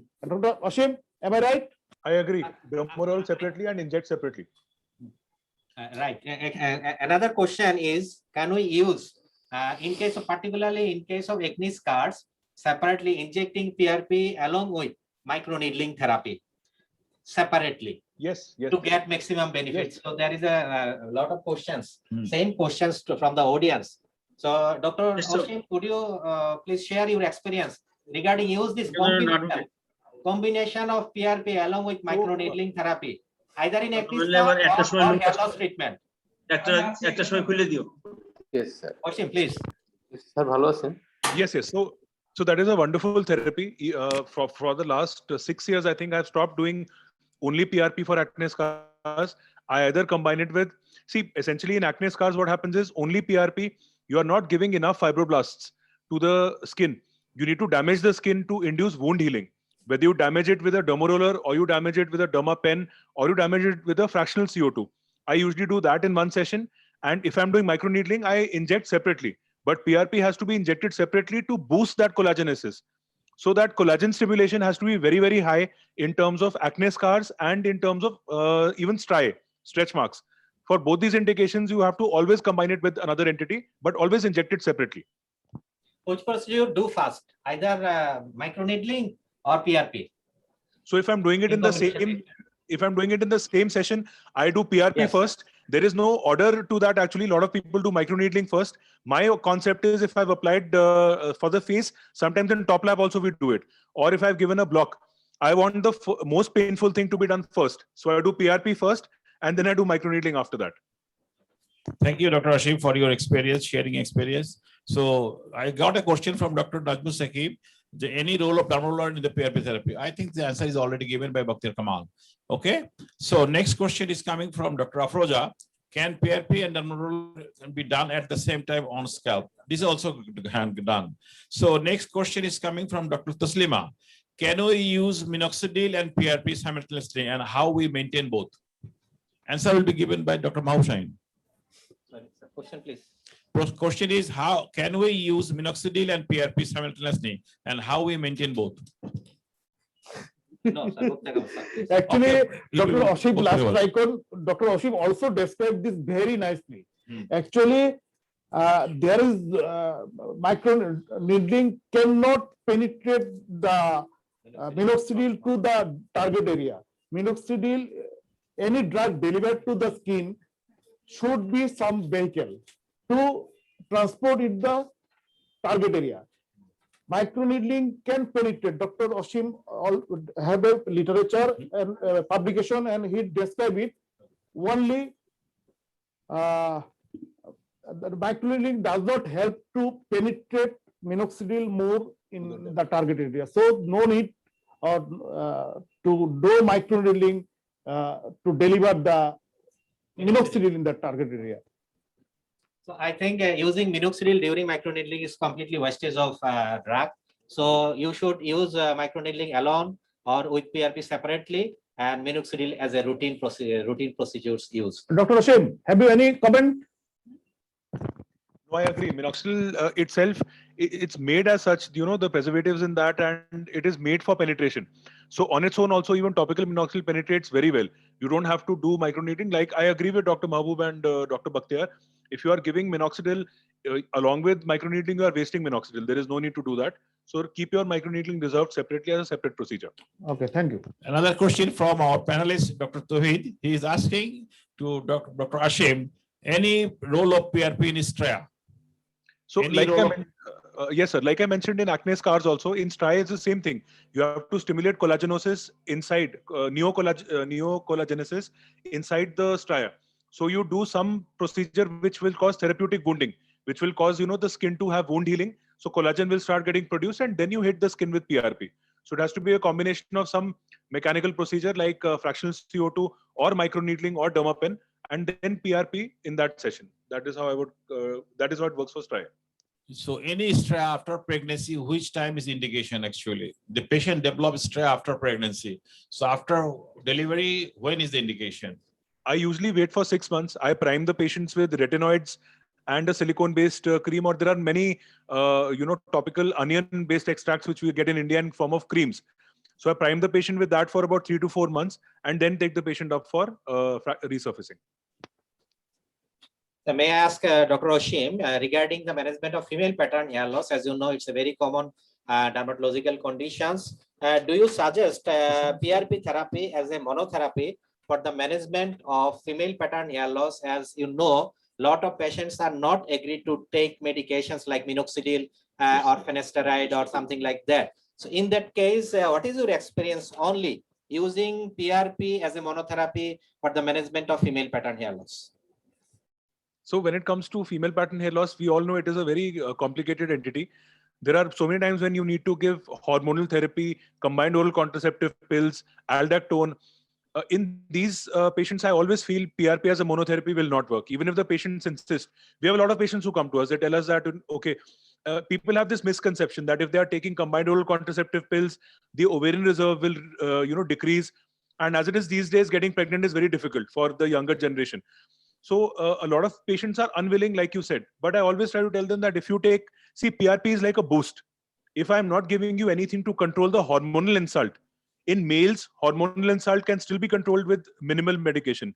In females, hormonal insult needs a separate condition because you don't know if these are ovarian hormones, adrenal hormones, pituitary hormones. It's why I try to explain to them that we need to control the hormonal assault and then cause regrowth by growth factors using PRP. So I try to counsel patients that only PRP will not work. You will take 6 sessions, you will get improvement, and a year from now, you will come back to the same state. So it is not worth it. thank you, our audience, for your active participations. And we are about to finish near, but you have any question, please ask us and send SMS. We are with you. And I like to ask Dr. Mahbub Shaheen, you have experience with rejuvenation in PRP therapy. So what is your experience in rejuvenation therapy with PRP, please? So far, different studies strongly suggest that for the rejuvenation and wound healing, PRP works the best. No doubt about this. Next to the hair loss treatment, as you know, in case of wrinkles or rhytids or acne scars or aging process, PRP plays a very, very important role to rejuvenate the skin. No doubt about this. Even in the non-healing ulcers, particularly in diabetic ulcer, as you know, diabetic foot, I think FDA have approved only indications that to treat non-healing ulcer in diabetes for the management of this by using PRPs. Dr. Kamal, would you have any comments of FDA approved indications in diabetic ulcers, foot ulcers? No, I have no comment. Actually, there is, I mean, I saw the notice, there are two messages to me. One was, what is the, Dr. Azraf bhai asked me what is the minimum age to give PRP. Actually, there is no minimum age limit, but actually we have to avoid minimum 18 years of age because this painful procedure, we cannot go for it to the very child patient. Another question is, can we give PRP in diabetic patient with androgenetic alopecia? Answer is yes. We can give PRP in diabetic patient with androgenetic alopecia. If there is any other question. If a question is this, patient with diabetes use PRP is safe for androgenetic alopecia? Yes. Or success rate is for the normal control? I think there is no difference between the normal and okay. So any other question, please, you can send SMS and we'll give answer to you. Actually, I see the messages. Okay, I mean message la dekhi to. So Dr. Oshim, would you please let us know what is the minimum sessions of PRP to get the results obvious in patients of different indications like androgenetic alopecia, acne scars, or rejuvenations? Dr. Oshim, please. So in cases of androgenetic alopecia, it takes at least 3 sessions for patients to start seeing results. So I usually do trichoscopy in all my patients. I show them new hair, new regrowing hair, which are coming at the end of the second session. So they are also more compliant. So they have more faith. But in androgenetic alopecia, 6 sessions have to be done for us to get any long-term results. Even after that, booster sessions have to be done. A lot of people across the world, they do booster sessions once in 3 months. I usually prefer to do it once in 6 months because there are now studies which are saying that chronic injections into the scalp every month can cause scalp fibrosis. So you should limit that and do it only once in 6 months. But yes, I have patients who are now coming for 5th or 6th booster sessions, which means almost 6 to 7 years of PRP therapy. Unmute, Dr. Oshim. You are muted. Am I audible? Yes, sir. Yes. Okay, please continue, Dr. Oshim. Okay, just a minute. There is one question. Can we give PRP with Mesogan? I think it is no. Dr. Oshim. No, absolutely no. No. There is another question. Is there is scope of any syncope during giving PRP? Yes. Maybe a chance of vasovagal syncope. Vasovagal, yes. Even with drawing blood, you can have Dr. vasovagal. Sharmin asked one question. After preparing PRP, how could I know that how much platelet is there in PRP? It's a very simple. No, it's usually 3 to Dr. Oshim already said that if we give a single spin, it seems to be 3 times the normal baseline. If we give double spin, it seems to 4 to 5 times the normal. Okay. Sir, it is easy to calculate 3 to 5 times more concentration as in laboratory under microscope. So it's not so difficult. It's easy. We can see under microscope the multiplications of PRP. If we know the baseline platelet concentration, if do not have any microscopic facility, we can ask the patient to count the platelet count before giving PRP. If we give single spin, it seems to be 3 times from the baseline. If give double spin, it seems to 4 to 5 times. Okay, Oshim? Yes, Next and last questions to Dr. Oshim. It's a common questions from our patients. How long we have to continue PRP in particularly androgenetic alopecia? So like I just told you, I have patients who now they have completed 6 years with me and they are on their sixth, let's say third or fourth booster session. After 6 sessions given every month, once in 6 months, I give them booster sessions. But the fact is in androgenetic alopecia, like in female pattern hair loss, they have to continue minoxidil and they have to continue that for life. So you keep seeing them once in 6 months, give them a booster. It helps them to be compliant also. And you'll also keep following them up in a long-term panel, but there is no end result. There is no end limit for growth factors, at least till now, as on date. Okay, thank you. So we got the 3 things from the PRP. One is we are getting platelet, growth factor, and fibrinogen. So we are introducing this thing from your own blood. This is the simple theories here. And next, what coagulant to be used? You got the message from here. And how many times you got the message? And sometime this is you should boost up for these things regularly. And you should consult your consultant, the procedure and things. Now, one thing is this. If you like to practice some experienced person to get the loopholes, then you go for it. It will be better for according my suggestions.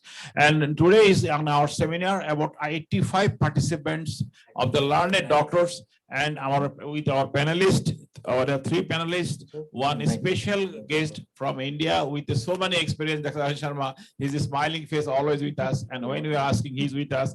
And our president, Dr. Mohammad Shahidullah, and our keynote speaker was Dr. Bakhtiar Kamal and Dr. Mahbub, and I am as a moderator with you. And now, and I like to ask Dr. Ashish Sharma your last comment about this update virtual workshop, please. Your comment, and you will be with us regularly, please. Yes, I'm very, very grateful to Dr. Bakhtiar and the Association of Cutaneous Surgeons of Bangladesh. This was a lovely, lovely session. After so long, I'm seeing a live demonstration. Even in India, we have just started. Just 2-3 months ago, we started doing live sessions for injectables. But it is such a good thing to finally see a patient, see injection of PRP being done in a patient rather than just listening about it in a conference. So I'm very, very grateful. This is a great initiative. All the ASCB conferences, CMEs I've attended, I've always gone back learning something. Thank you very much for these initiatives. They are very, very good. Please keep the good work up. So thank you, Dr. Azaraf. You are also giving message to us from Rajshahi. You are a head of the Department of Rajshahi Dermatology, and you are also giving your good wishes to us. So thanks for your participation. And thanks, Dr. Sharma, Dr. Oshim Sharma, for your experience and sharing with us. And now I will ask our 2 keynote speakers to give some highlights, and I would like to going to finish. Please, Dr. Bakhtiar Kamal. Okay, thank you, Dr. Oshim and their participant. I hope you can learn something about PRP, and now from today you can give PRP to the patient with. You can give PRP to your patient without any hesitation, and there is no serious or significant side effect of PRP. It is absolutely safe and effective. You can start your PRP with very low cost setup with a simple centrifuge machine and simple test tube with sodium citrate and simple tourniquet with insulin syringe, some gloves, and few with cost. And there is maybe chance of vasovagal syncope, which was one of the attendants asked me, and there is no significant side effects. So from today you can start with very low setup, and we are always with you. If there is any you get any problem, if you feel free to ask any of us. And Dr. Oshim Sharma is a very nice person. If you want to connect with him, and you can ask him any question. He is a very nice person. He will reply you promptly. Thank you all for attending this seminar, and make it fruitful. Now I like to ask Dr. Mahbub to give some few words to the audience. Okay, thank you, sir. First of all, I would like to thank all the participants today participated in this lively virtual workshop organized by Association of Cutaneous Surgeons of Bangladesh, and definitely hope all of you have some message that will actually help in your practice and ultimately benefited our patients. So again, I would like to thank Dr. Oshim Sharma. He's a very good friend of mine, and definitely I would like to thanks all the participants again, and special thanks to our today's very dynamic moderator, Professor Syed Abdul Karim sir. So thank you everybody. Thank you again for today present here. Thank you. Thank you, everyone. As a moderator, I don't know, but I'll ask you, the question is, Joe, I like to thanks my team first. I'm not alone. With me, my junior doctors, my OT staffs, and also behind the screen, working the team to make it successful. I like to thanks Unidarma UniHealth for their active participation and active support to us to enlighten. Look, ACSB to share the knowledge and share the experience. Started about 20 seminars and workshops till now. And all the world is trembling with COVID, but we are still working just to get the time. And I like to ask Unidarma to give thanks, to give them thanks for appreciating us. So I like to finish right now. Is anybody of Unidarma is here with us? Yes, sir. Yes, sir. So please give some words to us for your joining with us. Thank you, sir. Sir, am I audible? Yes. Okay, sir. Thank you very much. Honorable President, Vice President, Secretary General of Association of Cutaneous Surgeons of Bangladesh, today's speaker, Dr. Bakhtiar Kamal, learned doctors, and my dear colleagues, good afternoon. I'm Mohammad Anisur Rahman. I'm working as a marketing manager at Unidarma. You know, Unidarma is a team of Unimed Union Pharmaceuticals Limited, and Unidarma is truly focused on dermatology. It's our great honor to participate in the second virtual workshop of ACSB on PRP. I, on behalf of Unidarma, would like to thank to ACSB for choosing us the scientific partner of today's program. I'd like to thank Professor Dr. Abdul Karim sir for hosting the program, Dr. Bakhtiar Kamal sir for his excellent demonstration, Dr. Mahbub Shahin sir for his basic presentation on, and also active participation of today's program, and team of Aurora Skin Center. As well as I'd like to thank to the panel of experts, Professor Dr. Mohammad Shahidullah, Professor Dr. Asifuz Zaman, and Dr. Ashim Sharma from India to make the program successful. Again, I'd like to thank to all the participating doctors for attending this program despite your busy schedule. And we hope to see you again in next program on another workshop if ACSB allows us to participate. Thank you, sir. Thank you very much. Thank you, Mr. Anis. Let's see in our program who are with us. We have 86 participants. Really, it's a great honor for us, for ACSB. Total 86 learned dermatologists is with us. So who are with us? Number one, our President, Mohammad Shahidullah. Let's see who is he. Mr. Professor Shahidullah. He is Professor Shahidullah is us. And Professor Shahidullah, please. He is the president of ACSB. Professor Shahidullah. Next, with us, Dr. Bakhtiar Kamal. He is the keynote speaker, and now with us, Secretary General Dr. Mahbub Shahin. Next, in our panelist is Dr. Professor M. Wahab. He is not in line. We tried lots. Next, in our panelist, Professor Asifuz Zaman. And next, our Dr. Tawhidul Islam Imdad from Sylhet also with us. And a special guest, Dr. Ashim Sharma. Thank you, everybody. I like to ask Dr. Mahbub Shahin to finish this by giving some few words.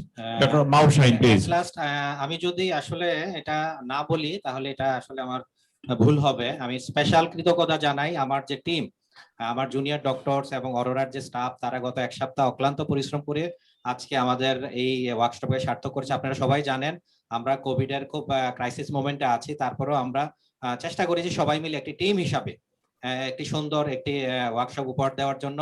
এবং special thanks আমাদের ইউনিডার্মা, আমাদের যে scientific partner doctor Anis, গত প্রায় এক সপ্তাহ উনি অক্লান্ত পরিশ্রম করেছেন, এবং তার যে সাপোর্টিং টেকনিক্যাল টিম, আমি তাদেরকেও স্পেশাল ধন্যবাদ জানাচ্ছি।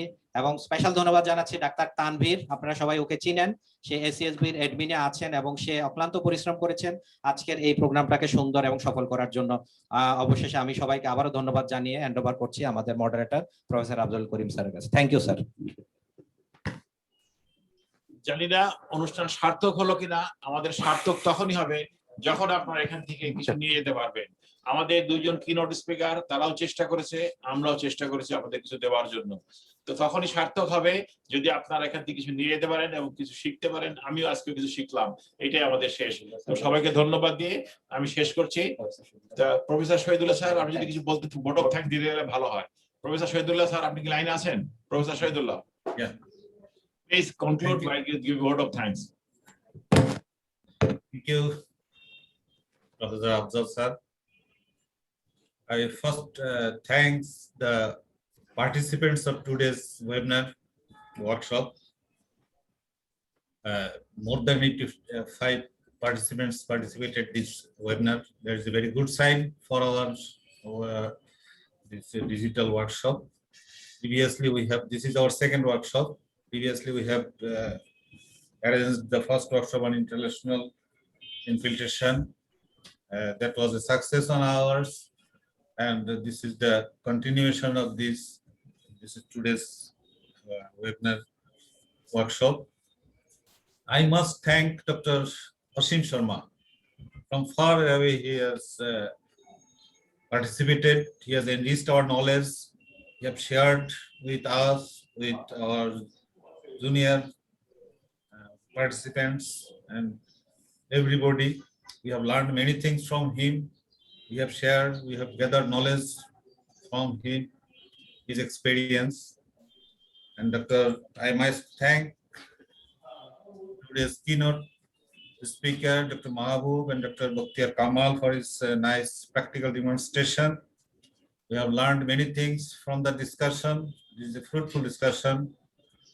And as Afzal sir has mentioned, if it will be successful, if we can bring it with us, the messages already we have taken from the webinar workshop, and we can practice in our practical field, our patients will be benefited and our webinar will be successful. Please go ahead with the learnings from our today's webinar workshop. I must thank the Unidharma for the technical support and being a partner of this today's webinar workshop, and the other staffs of the Aurora Spin Center and also staffs of the ACSB. I must thanks to them for successful participation and also successful performance of this webinar workshop. In future, we hope we'll arrange similar workshop, and in a very, although today we are in a very limited problem due to COVID-19 second wave in our country. Otherwise, we should have make it direct workshop, and we hope in future we'll make workshop in direct participation of the participants if the situation permits.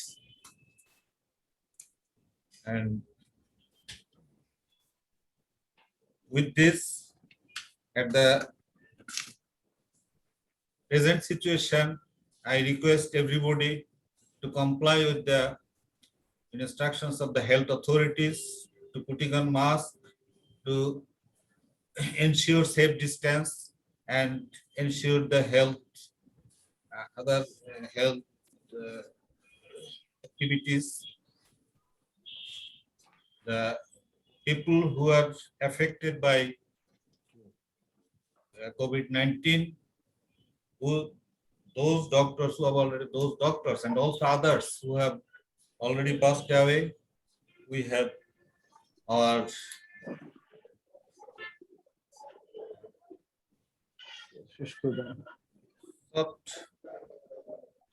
willing for their eternal peace, and also those who are affected now trying in their hospital, treatment in the hospitals. We wish that this should be cured very quickly. We pray for them. Those who are affected with COVID-19, very quickly they will be out of danger. So requesting everybody to comply with the health safety. I am concluding today's speech here. Thank you very much for participation. So we are concluding our SCSB's virtual second virtual workshop. Welcome. Thanks everyone for your active participation. Goodbye. Bye to all.